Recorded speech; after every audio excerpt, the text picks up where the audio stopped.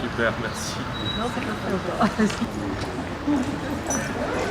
Et ça fait 7 ans qu'on les organise avec mon ami Daniel Naon qui a été l'instigateur de cette manifestation que j'ai soutenue.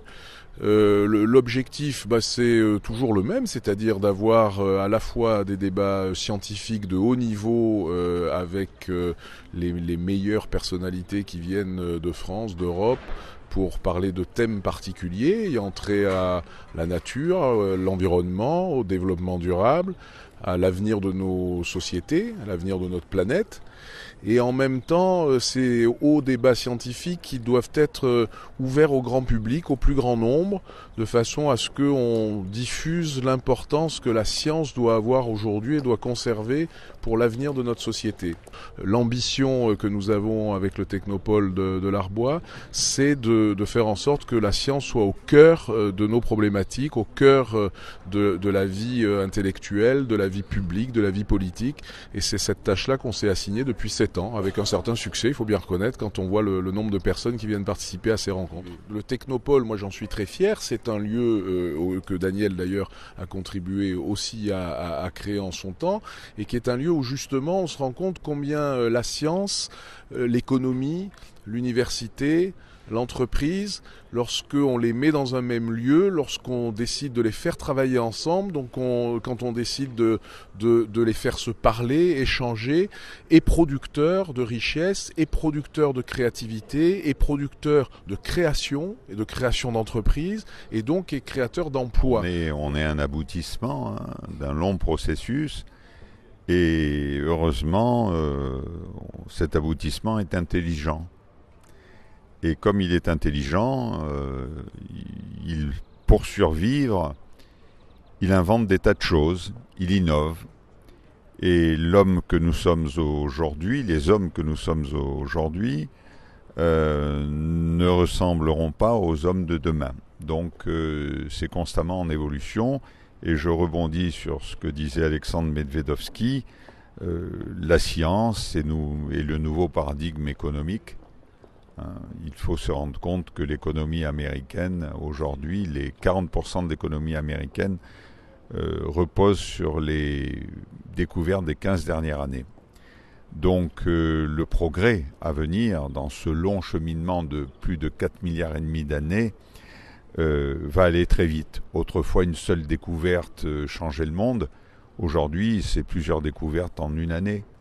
Et le monde est en état d'ébullition, et c'est très difficile pour les humains d'accepter ça. Et je pense que c'est les soubresauts violents que notre monde connaît viennent de ce passage qu'on a entre le monde de croire et le monde de savoir.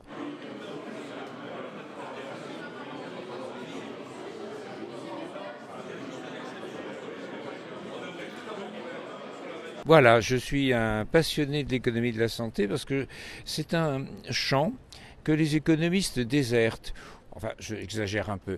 Les économistes s'intéressent au financement de la santé. Grande question, évidemment, le fameux trou de la sécurité sociale. Comment réduire les dépenses de santé? Comment organiser au mieux un système devenu de plus en plus complexe?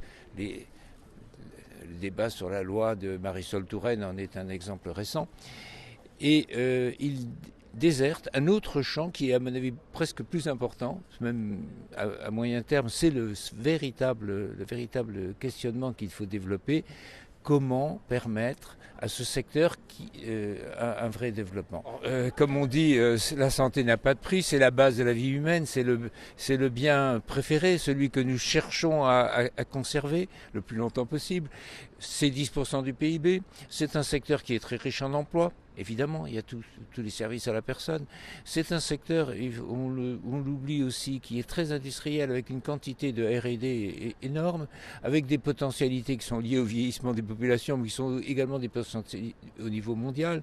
Donc bref, c'est un secteur stratégique, c'est un des rares moteurs que nous avons, et en plus sans aucun enjeu, sans aucun impact sur l'environnement. Et le paradoxe, c'est qu'on va se réjouir de voir des dépenses se développer en informatique dans bien des domaines, et en revanche, on considère que l'augmentation des dépenses de santé est une catastrophe. Un indicateur simple qui peut faire un peu contrepoids au PIB, moi je propose par exemple la durée de vie sans dépendance. Donc il faut essayer de comprendre que dans cette perspective d'un développement qualitatif, la santé est vraiment non seulement le premier secteur, mais c'est le secteur de l'avenir.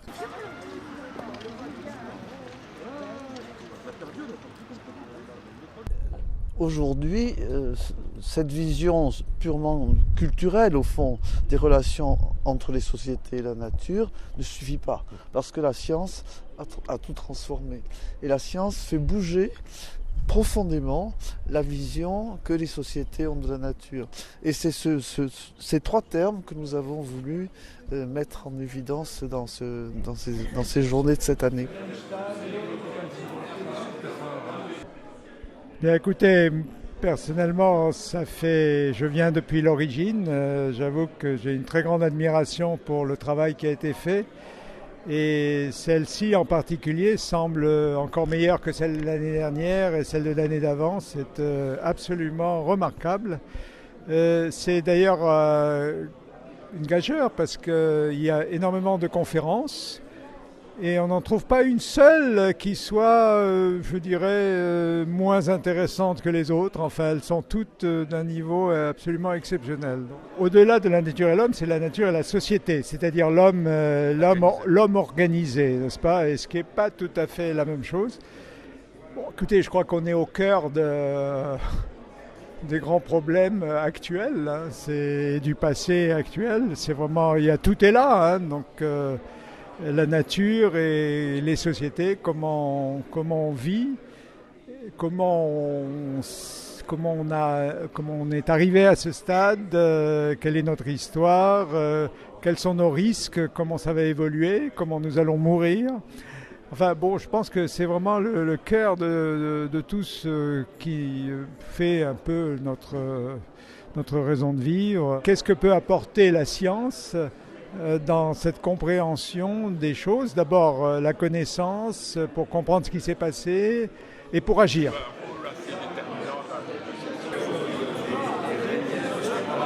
Ces réunions des tables rondes de l'Arbois, c'est formidable parce que c'est l'interdisciplinarité au sens total du terme.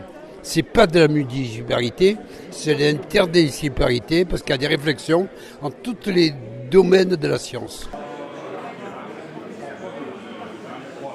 Et je m'intéresse à comprendre quelle est l'origine de l'homme sur les différents continents, quelle était l'histoire de leur comportement de subsistance, de leur mode de vie, mais aussi au sein de leur paléo-environnement, des paléoclimats, de l'évolution de la paléobiodiversité et montrer que l'homme s'est toujours adapté à son environnement, toujours adapté à son milieu naturel.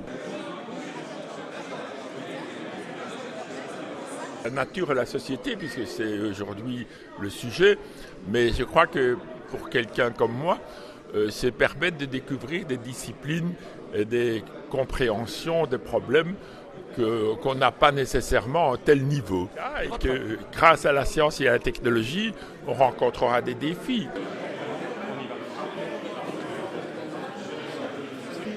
Nous sommes entourés ici aujourd'hui de scientifiques optimistes. Et je crois que ça n'a aucun sens de faire de la recherche si on a une vision pessimiste de l'homme et de son avenir.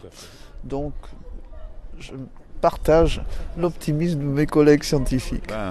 J'aimerais que ces 2 journées soient, comme je l'ai dit tout à l'heure, une réflexion pour la plupart des gens qui sont là. L'important, c'est pas uniquement d'agir, mais c'est de changer l'agir de l'homme. C'est-à-dire, il ne peut changer que par la réflexion.